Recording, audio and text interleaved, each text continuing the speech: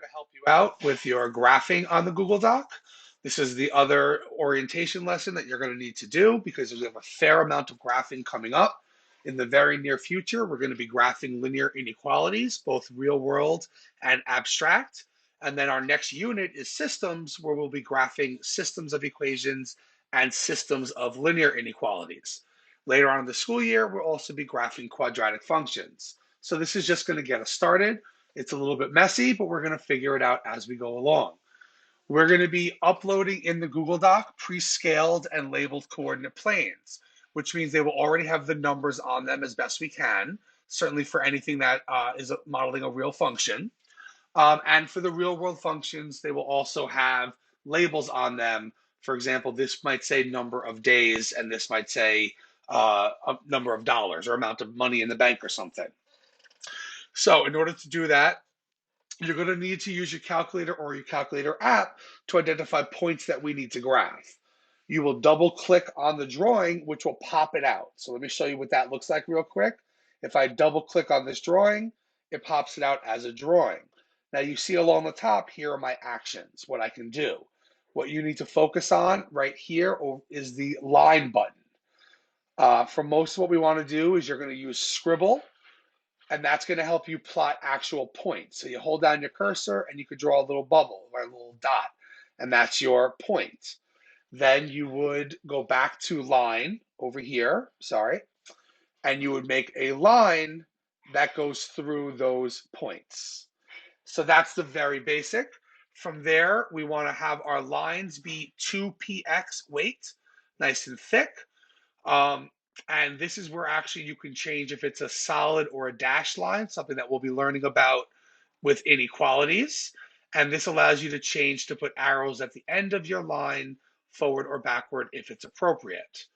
If you make a mistake, simply come to the arrow, click on it, and delete. And it's no big deal, it just deletes it using the delete button on your keyboard. So before you graph though, you're going to need to get the points that you want. So if I'm going to graph this function right here, I'm going to graph the function f of x equals absolute value of x plus 3 minus 2 over the domain negative 6 to 1. So I'm going to first go to my calculator and just get rid of everything else that's there. I don't need anything else, right? Okay. And now I'm going to go to y equals, get rid of whatever's there.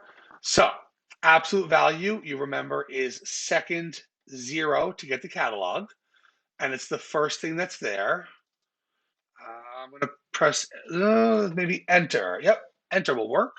And I'm going to go with x plus 3.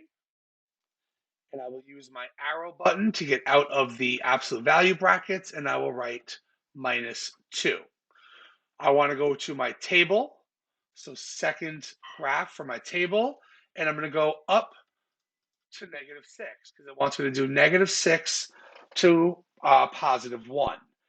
Now, it's going to be very hard for you to see the table and the drawing if you are using it on one device. I figured it out right there. Maybe it won't be as hard as I thought. So the first thing I will do is go to Scribble to plot my points. So negative 6, 1 is right there.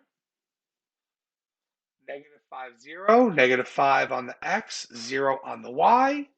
Negative 4, negative 1. So negative 4 on the x, negative 1 on the y. And then negative 3, negative 2, negative 2, negative 1. So we're already coming back up. I remember that absolute value makes a V, and then negative 1, 0. Here's 0, 1. The question did say negative 6 to positive 1, so I need to go one more down here to get my positive 1 value, 1, 2. So back over to my drawing. I'm still as a scribbler. So 1, 2. So there are my points. Like I said, it's going to be a little bit messy. I will then go to line, and I will do my best to draw a line right through the points. Knowing that I didn't do that perfectly, there's a line through the other one. Okay, that one's a little bit better, and that one gets an arrow at the end of it.